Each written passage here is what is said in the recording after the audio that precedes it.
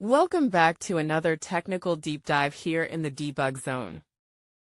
Today, we're tackling a big question and breaking it down with insights from other users.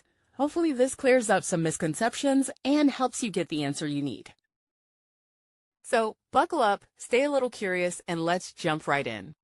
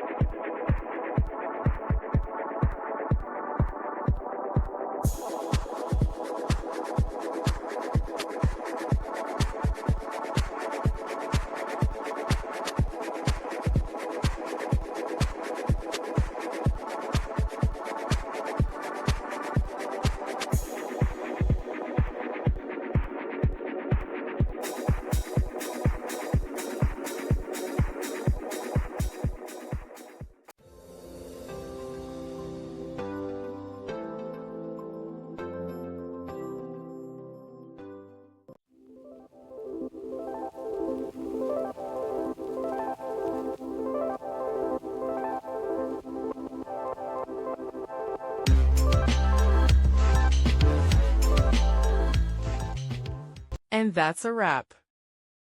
I hope you found the answer you were looking for. If you did, take a second to hit that subscribe button. It really helps out.